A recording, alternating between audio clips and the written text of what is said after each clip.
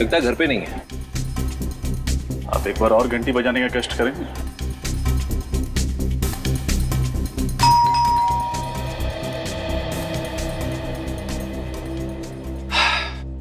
Sir लगता है रश्मि घर पे है नहीं। हम लोग क्यों अपना टाइम वेस्ट करें, चलते हैं यहाँ से। आफ्टर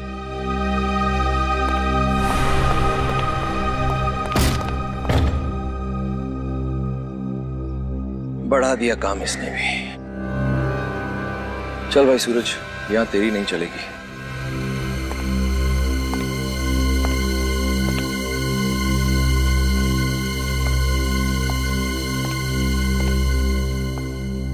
पूरे घर को छान मारो। यस सर, आज सारे सबूत अच्छे से मिटा दूंगा। देखता हूं कैसे करते हैं केस सॉल्व।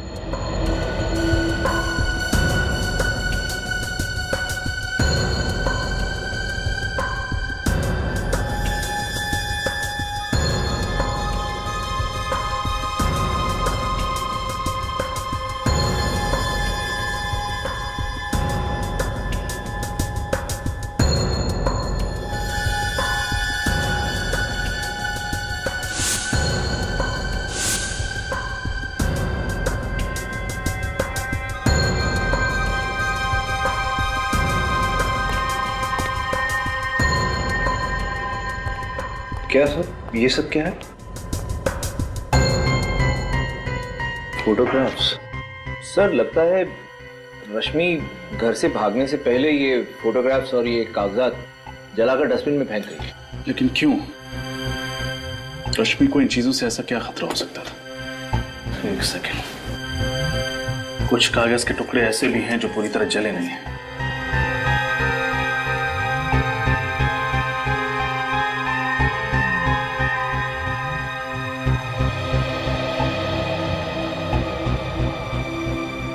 PSY। PSY से क्या शब्द हो सकता है? शायद साइकेट्रिस्ट। ये किसी साइकेट्रिस्ट का प्रिस्क्रिप्शन है। लेकिन अब कौन से साइकाइट्रिस्ट का, ये कैसे पता लगेगा? उसकी जरूरत नहीं है सूरज, बस ये पता चल जाए कि रश्मि ये दवाई ले क्यों रही थी, हमारा काम हो जाएगा।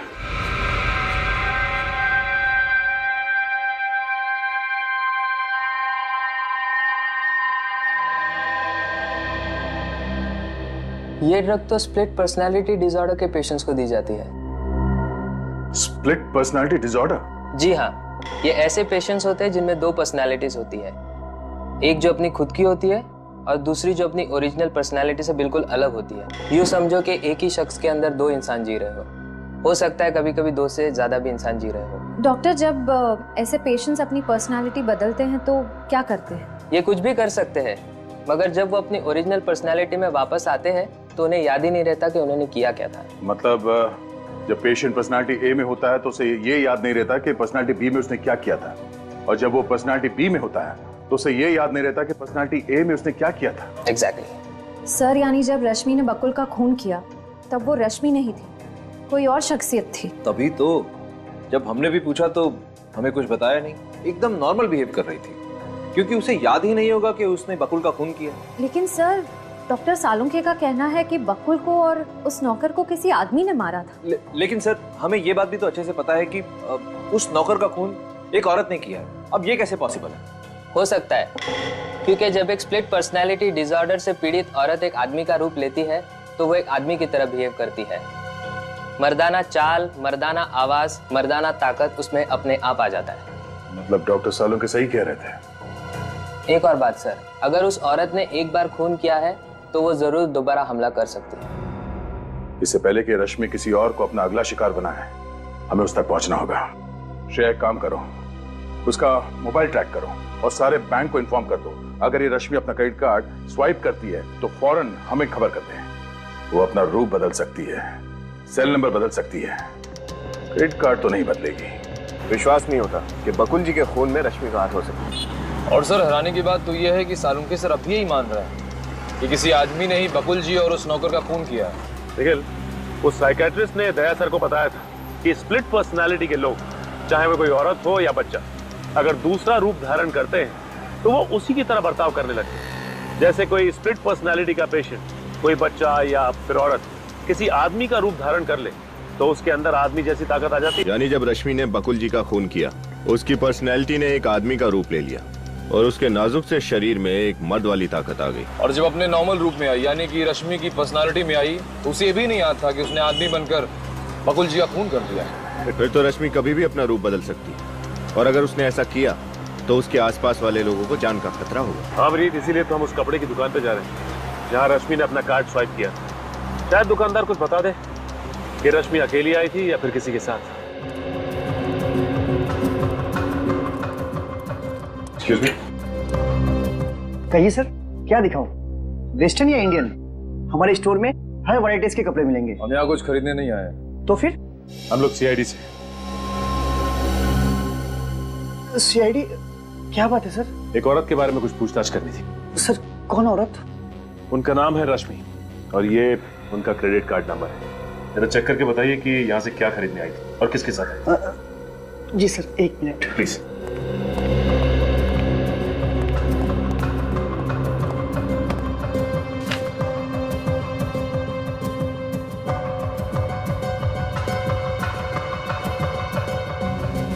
सर, ये हो बिल सर।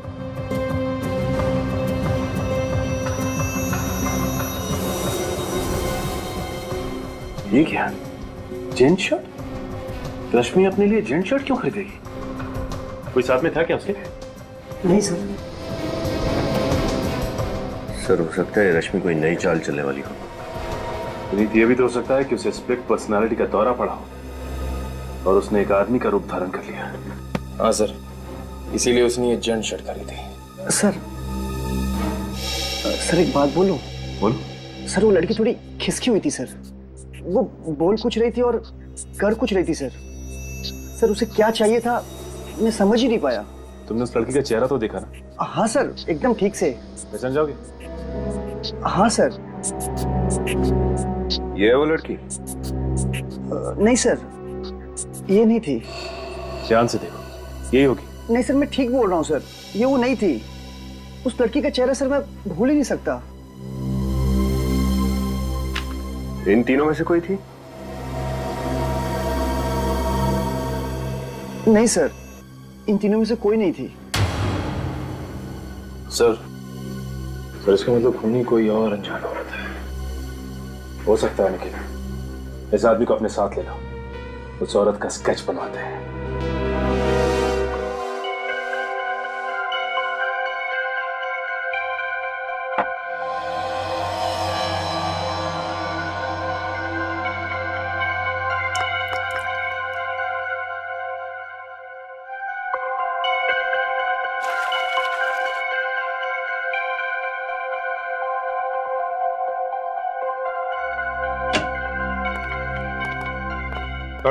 हाँ। सॉरी।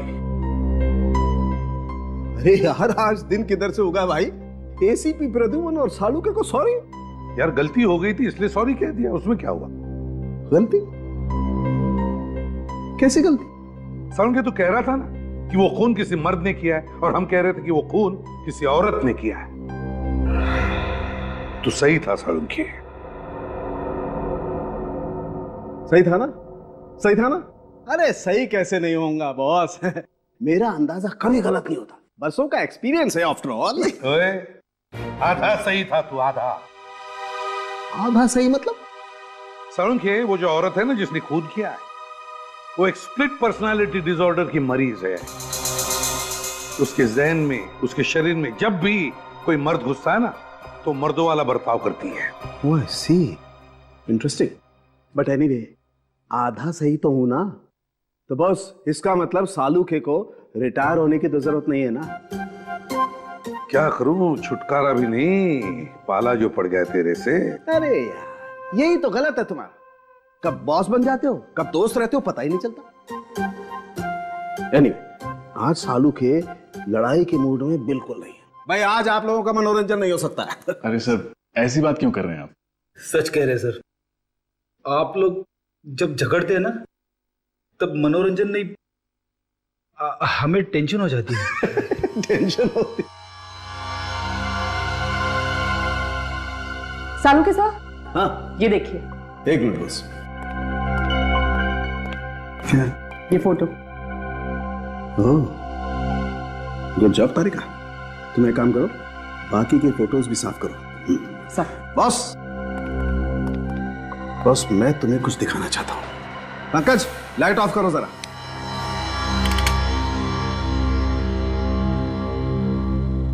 बॉस हम जले हुए कागजों से तो कुछ पता चला नहीं, देखते हैं इस फोटो से क्या पता चलता है। ये तो स्कूल यूनिफॉर्म पहनी हुई किसी बच्ची की फोटो है। हाँ 10-12 साल की उम्र लगती है। और लगता है उस लड़की के साथ कोई लड़का भी खड़ा है। सर आप कैसे पता चलेगा कि ये लड़की कौन है और उसके साथ ये लड़का कौन है? अभी पता लगेगा। रश्मि, रश्मि की बचपन की फोटो है ये। लेकिन सर कोई अपने बचपन की फोटोज क्यों जलाएगा? लोग ये सब तभी करते हैं जब वो कुछ छुपाना चाहते हैं। हाँ सर, मतलब रश्मि के साथ बचपन में कुछ ऐसी बात हुई है जिसे वो छुपाना चाहती है। जरूर फ्रेडी, ऐसा ही हुआ होगा। लेकिन लगता है रश्मि उसके फोटो में वो जो लड़का खड़ा है ना, उसकी तस्वीर मिटाना चाहती है। यस सर, अब इस लड़के का पता लगाना पड़ेगा। मगर कैसे सर? फोटो में तो कुछ दिख रहा ही नहीं है। क्यों नहीं दिख रहा है? देखो अभी, देखो उस बैच पर क्या लिखा है। DAG public school, DAG public school. Hello Shashi, अच्छा सुनो, वो 1995 का जो बैच था ना, उसका एडमिशन फॉर्म मुझे चाहिए। हाँ, रश्मि नाम की स्टूडेंट का। जी जी, 5th स्टैंडर्ड। ओके ओके ठीक है। सॉरी, आप लोगों को 2 मिनट और वेट करना पड़ेगा। आप लोग चाय या कॉफी कुछ लेंगे? जी नहीं अब थैंक्स। मैडम ये फाइल।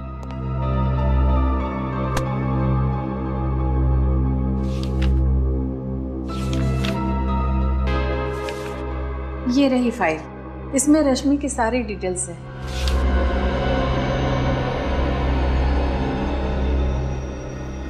लेकिन इस फाइल से हमें खास जानकारी नहीं मिलने वाली।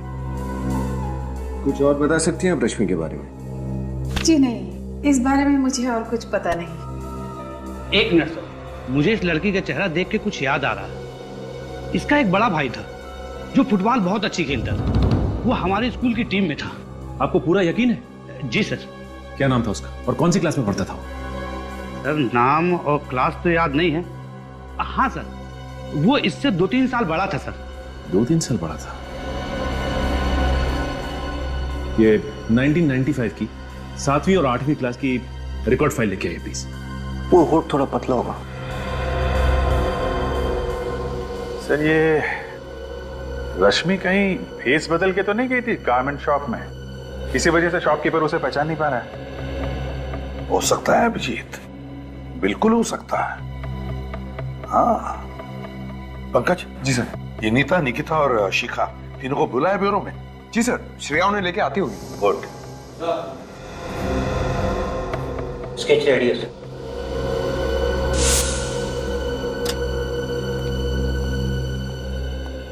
मैडम ये रही फाइल। हाँ, ये लीजिए।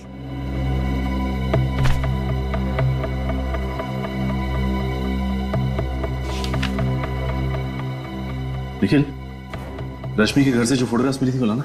सॉरी।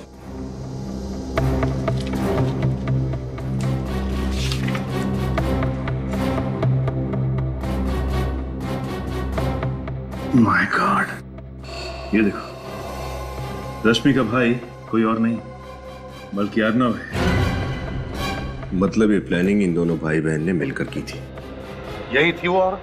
हाँ सर, हमारे स्टोर में यही औरत आई थी।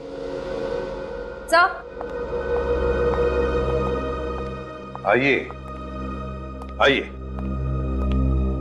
स्केच को अच्छी तरह से देखिए, गौर से देखिए और बताइए कि आप जानते हैं इसे?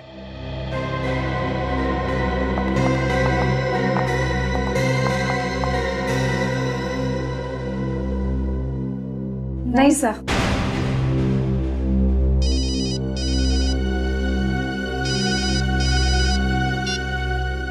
हाँ सचिन। सर, ये अर्नव और रश्मि दोनों भाई बहन हैं। माय गॉड, तो ये बात है। और ये सारा का सारा खेल इन दोनों ने मिलके खेला था। Good work. क्या हुआ सर? अभिजीत, रश्मि और अर्नव सगे भाई बहन हैं। क्या सगे भाई बहन? हाँ, सगे भाई बहन। क्यों नहीं ताजी, आपको तो पता था ना कि रश्मि और अर्नव सगे भाई बहन? नहीं सर, मुझे बस इतना पता था कि रश्मि बकुल की सेक्रेटरी है। वो दोनों भाई बहन है, ऐसा तो मुझे कुछ नहीं पता। और शिखा जी, आपको भी नहीं मालूम कि रश्मि अर्नव की बहन है? नहीं सर, मुझे इसके बारे में कुछ नहीं पता। बड़ी अजीब बात है, आप तो अर्नव की मंगेतर है ना, और आपको ही नहीं पता? सर, अर्नव ने मुझे इसके बारे में कुछ भी नहीं बताया था। ठीक है, आप लोग जा सकती हैं।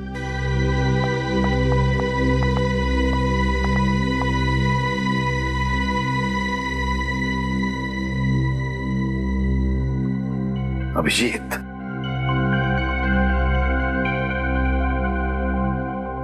अभिजीत, तुम कह रहे थे ना कि औरत भेष बदल कर भी आई होगी।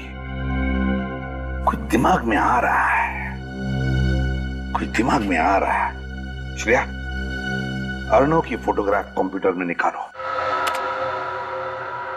सर। ये रहा अर्नव का चेहरा।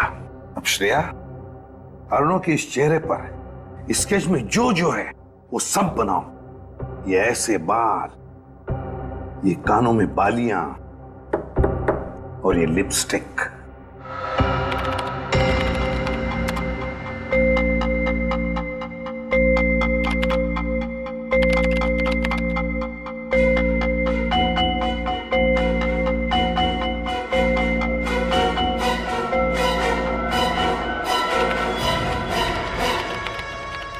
ये लो अभिजीत, अर्नव।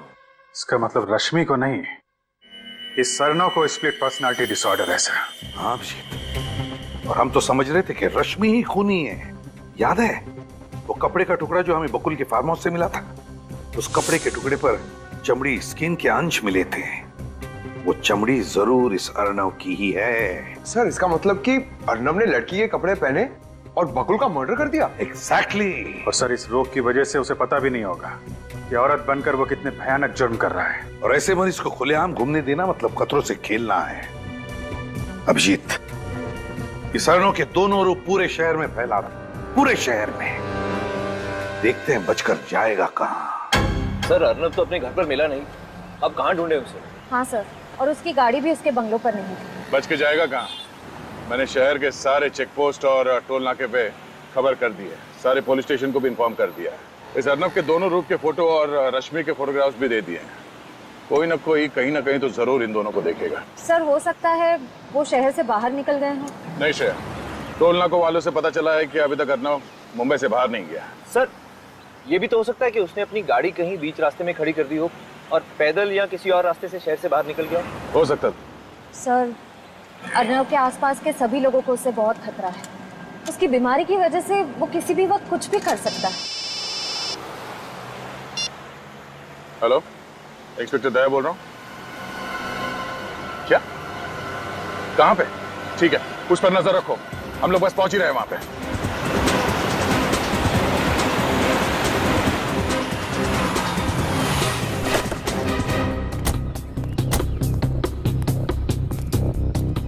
आपने फोन किया था ना? आप सीआईडी से? हाँ हाँ सर, मैंने फोन किया था। वो पोस्टर देखा था ना, वो खतरनाक आदमी का और वो औरत का भी। तो दोनों में से किसको देखा तुमने? साहब, वो पोस्टर वाली औरत को, सेम टू सेम वही औरत थी। कहाँ देखा तुमने उस औरत को? इधर दुकान पर आई थी चिप्स लेने के लिए। कब आई थी? अभी थोड़ी देर पहले, तभी तो फोन किया मैं सबको। किस तरह गई वो औरत? वो गाड़ी लेके आई थी? नहीं साहब, वो चलते चलते उस गली से आई, चिप्स लिया और वापस उसी गली में चली गई। चलते चलते इस गली में गई? पक्का यकीन है कि वो इसी गली में गायब हुई? एकदम पक्का साहब, चेहरा इतना अजीब था, भूल कैसे सकता हूँ? सर, उसी गली में तो बकुल का फार्म हाउस भी है। बकुल का farm house? Oh no, let's गो।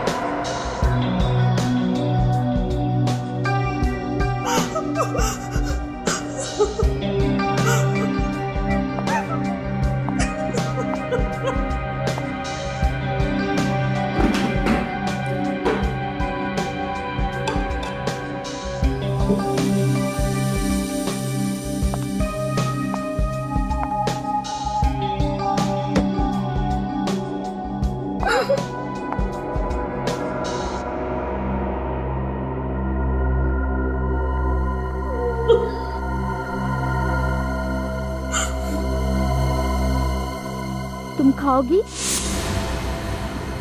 खाओ ना। मैं भी कितनी पगली हूँ, तुम्हारे मुंह पे तो पट्टी बंधी हुई है, तुम खा कैसे सकती हो, है ना? कोई बात नहीं, इसे मैं ही खा लेती हूँ। हाँ?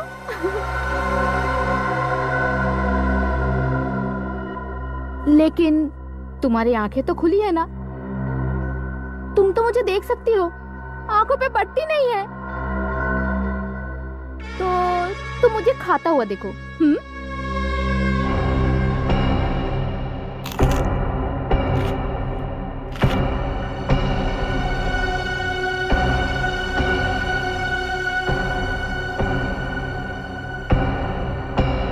तो क्या नाम बताया तूने अपना?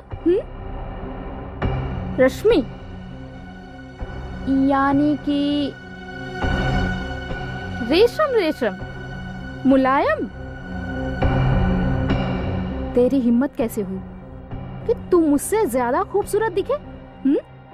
तेरा कोई हक नहीं है, कोई हक नहीं है तेरा, समझी तू? लेकिन अगर तूने हिम्मत की है तो हर गलती की सजा होती है ना? बोल, क्या सजा चाहिए तुझे? बोलना। रेशम रेशम, रश्मि।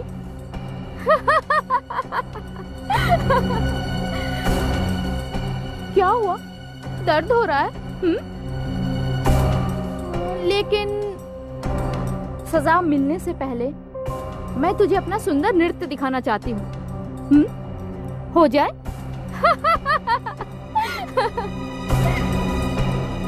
पहले मजा, फिर सजा।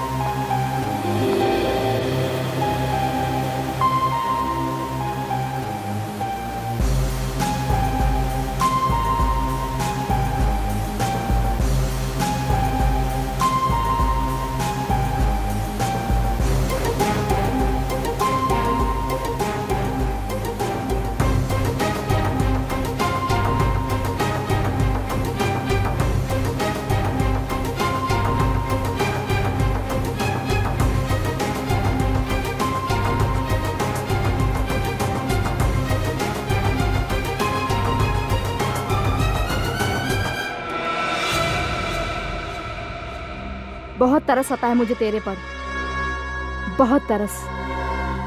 पर मैंने अपने आप को समझा लिया है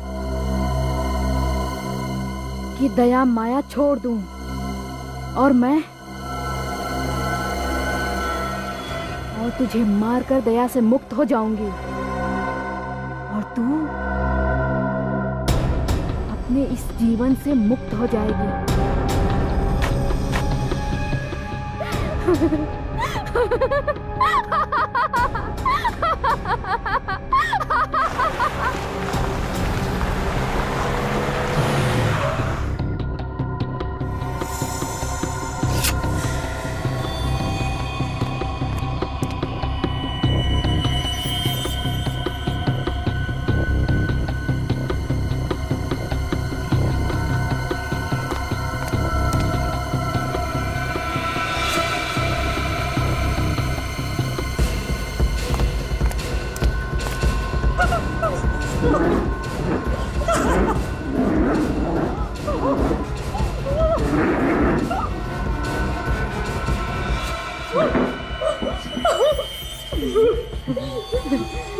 अलविदा अलविदा, मगर मुझे तेरी बहुत याद आएगी रश्मि।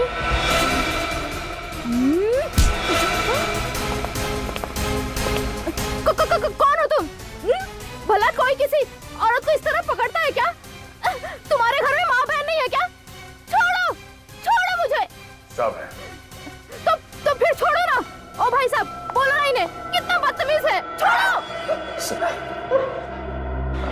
चलो शांत हो जाओ। बदतमीज? बैठ, शांत हो जाओ। अब मैं आ गया हूं ना, तुम्हें कोई कुछ नहीं कहेगा, समझे? हाँ समझी। बीमार रही है, इस वक्त ही अपने आप को एक औरत समझ रहा है। खून किया है मगर जुर्म का एहसास नहीं से। अजीब बीमारी है सर, ऐसा लगता है जैसे एक ही शरीर में दो लोग हैं। हाँ, जब ये लड़की बन जाता है तो उसे याद नहीं रहता कि जब ये अर्नव था किसने क्या किया था, और जब अर्नव बन जाता है तो लड़की के रूप में क्या किया वो भूल जाता है। रश्मि, तुमने हमसे ये बात क्यों छुपाई कि अर्नव तुम्हारा भाई है? सब मैं डर गई थी। मुझे लगा कि अगर मैंने आपको भैया की बीमारी के बारे में बता दी तो आप इन्हें मुझसे अलग कर देंगे, जेल में डाल देंगे, फांसी दे देंगे। भला इसमें भैया की क्या गलती है कि सब कुछ तो इनकी बीमारी की वजह से हुआ है। तो वैसे सोच भी कैसे सकती हो?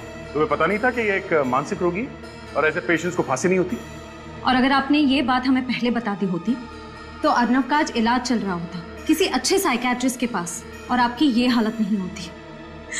सर, मैंने भैया का इलाज करने की बहुत कोशिश की, मगर ये मानने को तैयार ही नहीं कि ये बीमार है। ये बात तुम्हें समझना चाहिए रश्मि। एक स्प्लिट पर्सनालिटी डिसऑर्डर का पेशेंट तो यही कहेगा ना, उसे तो कुछ याद ही नहीं रहता। सर, इसी डर की वजह से मैं भैया से अलग रहने लगी। भैया कुछ भी कर सकते हैं। अभी आपने देखा ना, अगर आप लोग वक्त पर नहीं आते तो ये तो मुझे मार ही डालते। मुझे नहीं पता था सर कि मेरे जाने के बाद भैया की हालत इतनी बिगड़ जाएगी। तुम चिंता मत करो, किसी अच्छे साइकियाट्रिस्ट को दिखा के अर्नव का इलाज करवाएंगे।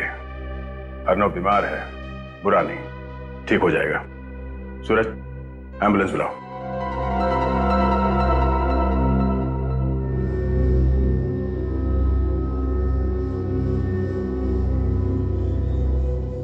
Finger on your lips. मेरी क्लास में तुम लोग ज्यादा बात मत किया करो, और मैं जो सिखा रही हूँ उसे ध्यान से देखो, समझो, वरना एग्जाम कैसे पास करोगे तुम लोग? हाँ, A2 + B2 इज। कमरे में कोई भी नहीं, मगर उसे लग रहा है कि कमरे में बहुत सारे स्टूडेंट्स हैं और वो गड़बड़ कर रहे हैं। अर्नव की तबीयत बिगड़ती जा रही है। देखिए, फिलहाल वो खुद को एक औरत यानी प्रोफेसर पायल समझ रहा है। डॉक्टर साहब, मुझे पता है इस बीमारी को ठीक करना बहुत मुश्किल है, लेकिन वक्त चाहे जितना भी लगे आप अर्नव को ठीक करने की कोशिश कीजिए। और एक रिक्वेस्ट है, अर्नव को एक अलग से कमरे में रखिएगा। मेरे कहने का मतलब है। सर, आप चिंता ना करें, हम जानते हैं कि ऐसी स्थिति में वो औरों के लिए खतरा बन सकता है, इसलिए हमने अर्नव को एक अलग वार्ड में सुरक्षित रखने का बंदोबस्त किया है। डॉक्टर साहब, ये बताइए कि इसकी तबीयत कब तक ठीक हो सकती है? मेरा मतलब है, ये अपनी पर्सनालिटी में कब तक वापस आ सकता है? बताना मुश्किल है, और मैं इसके ठीक होने की कोई गारंटी भी नहीं दे सकता। 6 महीने, साल भर, 2 साल, सब डिपेंड करता है कि वो ट्रीटमेंट के साथ कितना रिस्पॉन्ड करता है।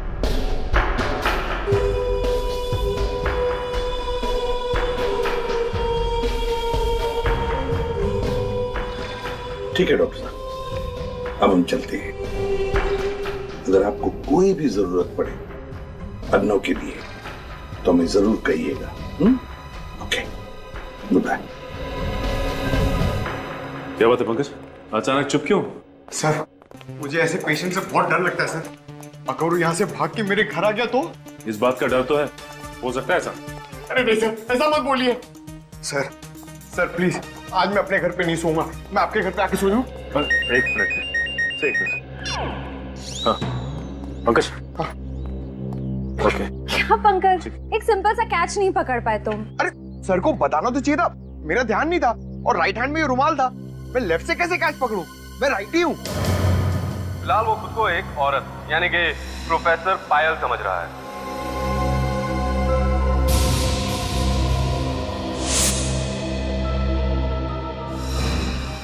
माय गॉड सचिन, ये अर्णव बीमारी का नाटक कर रहा है, बीमार नहीं है वो।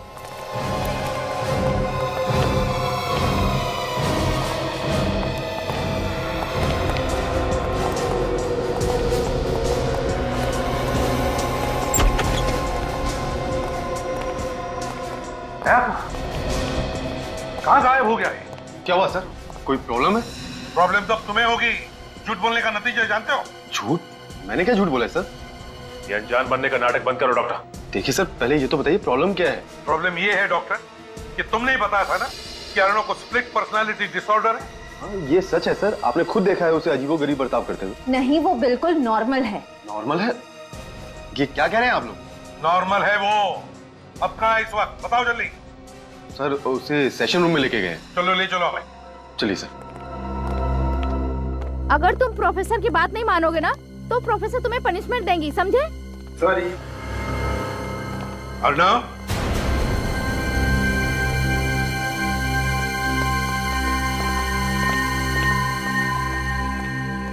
आजकल के बच्चे, बाप रे बाप। नमस्ते टीचर जी।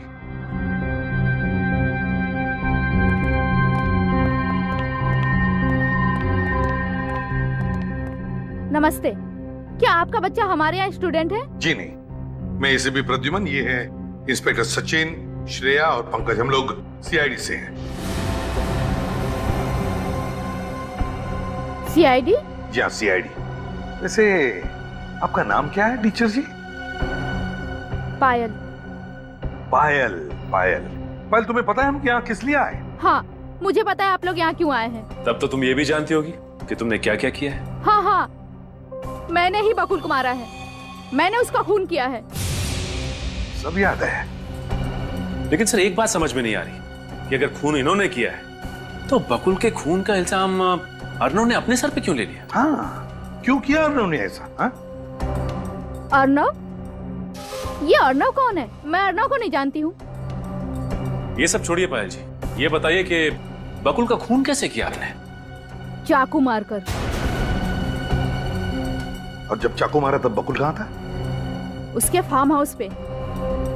तो उसके फार्म हाउस पर तुम गई कैसे? पीछे के दरवाजे से। फार्म हाउस और पहुंची कैसे? इतने दूर है वो फार्म हाउस? गाड़ी से। गाड़ी का कलर? Red, black. तो फार्म हाउस के अंदर जाते ही तुमने बकुल पर वार कर दिया? नहीं, मैं वार करने वाली ही थी, लेकिन मुझे जब पता चला कि जिस आदमी को मैं मारने जा रही हूँ वो बकुल नहीं है, दरअसल कोई और आदमी है, तो मुझे टेंशन आ गया और मैंने बस यही सोचा कि उस आदमी को बेहोश कर दूं। कैसे बेहोश किया? डंडा मार के। तुम जानती थी उस अनजान आदमी को? नहीं, मैं उस आदमी का चेहरा नहीं देख पाई। कैसे देख पाती, अंधेरा जो था। और खून करने के बाद क्या किया तुमने? मैं खिड़की से भागी और बंगलों के पीछे सुनसान घर की छत पे वो कपड़ों से भरा बैग फेंक दिया मैंने। मतलब अपनी गाड़ी में नहीं गई तुम? नहीं। फिर तो आपकी गाड़ी वहीं पे खड़ी होनी चाहिए थी। लेकिन सर, हमें तो वहाँ कोई कार नहीं मिली। चोरी हुई होगी, वो तुम पता लगा ही लेंगे। बकुल को क्यों मारा तुमने? हाँ, धोखेबाज था वो। कैसा धोखा दिया? पहले उसने नीतिका से शादी की, फिर बिना बताए उसने नीता से भी शादी कर ली और नीता के सारे पैसे ऐड कर उसने मुझे अपने प्यार के चंगुल में फंसाया और फिर उस राक्षस बकुल ने रश्मि के साथ चक्कर चलाना शुरू कर दिया। बकुल और रश्मि? हाँ, उन दोनों का चक्कर था। लेकिन तुम्हें पता कैसे चला कि बकुल अपने फार्म हाउस पर है? हाँ, उस मीटिंग के बारे में तो सिर्फ अर्णव को पता था। मैं उस पर नजर रख रही थी। अर्णव पर? ये अर्णव कौन है? मैं अर्णव को नहीं जानती हूँ, मैं बकुल का पीछा कर रही थी। पायल जी, आप रहती कहाँ है? मलाड। और काम क्या करती है? आखिर मैं प्रोफेसर हूँ, मैथ प्रोफेसर। और माता पिता कहाँ है? माँ बाप बचपन में ही मर गए थे, मैं अनाथ हूँ। अब तो मैं भी उनके पास चली जाऊंगी। आप लोग मुझे फांसी जो दे दोगे। अरे नहीं नहीं पायल जी, बकुल का खूनी तो मिल गया। मतलब? बकुल का खून तुमने नहीं किया है, अर्णव ने किया है। अर्णव ने। कौन अर्णव? ये अर्णव क्या लगा रखा है? मैं किस अर्णव को नहीं जानती हूँ। पायल, अर्णव वही है जिसे तुमने फार्म हाउस में बेहोश किया था। वो भी बकुल को मारने के लिए वहां पहुंचा था, लेकिन तुम वहां पहुंच गई और उसी का फायदा उठाकर उसने असली चाकू से उस पर वार किया। लेकिन उसने एक गलती की।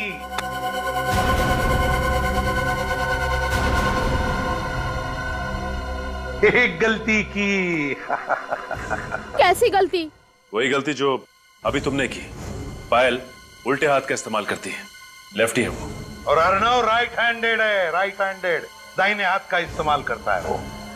और इस वक्त तुम पायल, राइट?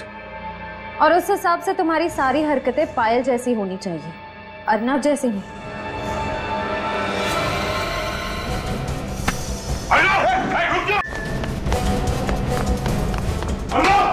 रुक जाओ! रुक जाओ! रुक जाओ!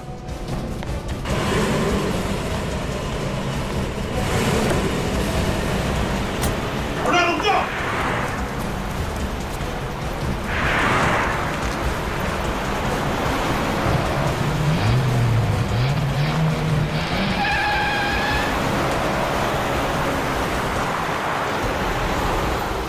हो रही उस डंपर के आगे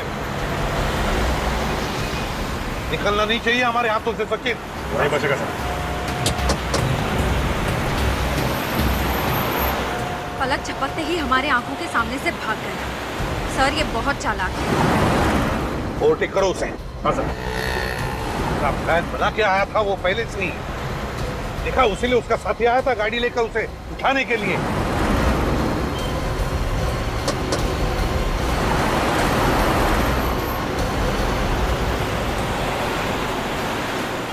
सीआईडी की गाड़ी पास में आ गई है, फटाफट भगाओ। अरे ये लोग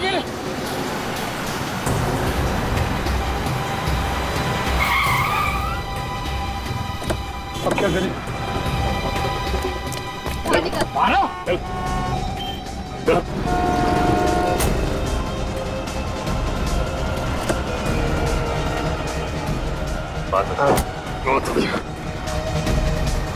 सर, रश्मि। रश्मि जी, हमें तो पहले से ही शक था कि अर्णव का साथ तुम दे रही थी।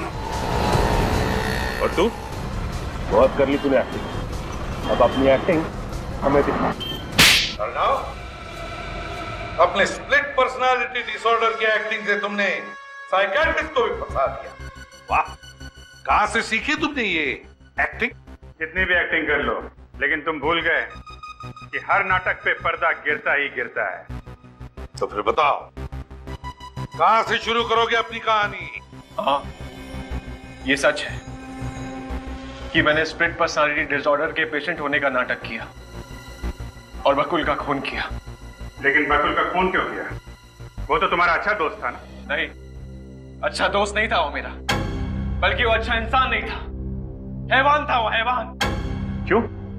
ऐसा क्या किया था बकुल ने? उसने मेरी बहन की जिंदगी बर्बाद कर दी। रश्मि की जिंदगी बर्बाद कर दी? कैसे? बहरूपिया था वो, मक्कार था वो, धोखेबाज था, भोली भाली लड़कियों को अपने जाल में फंसाता था, शादी करता था मुझसे उनकी प्रॉपर्टी के लिए। पहले से 2 शादी कर चुका था वो, और मेरी बहन की जिंदगी बर्बाद करना चाहता था फिर से। ये सच है सर, बकुल से मुझे प्यार था, लेकिन मैं उसकी शादीशुदा जिंदगी से बिल्कुल अनजान थी। उसने पहला पुस्तकर मेरी सारी प्रॉपर्टी अपने नाम पर करवा दी और मैंने उसे मना तक नहीं किया, ये सोचकर कि वो तो मुझसे शादी करने ही वाला था।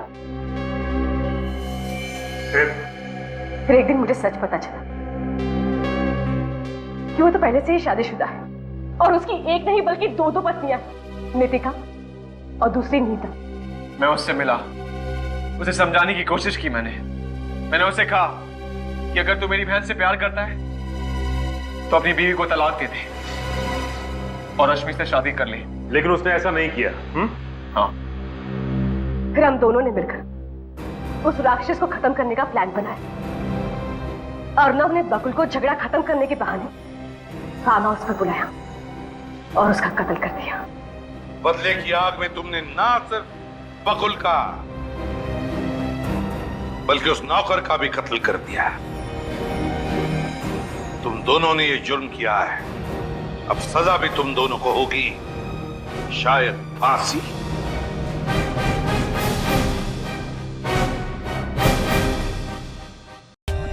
For more updates, subscribe to our channel, click the show links and enjoy watching the videos.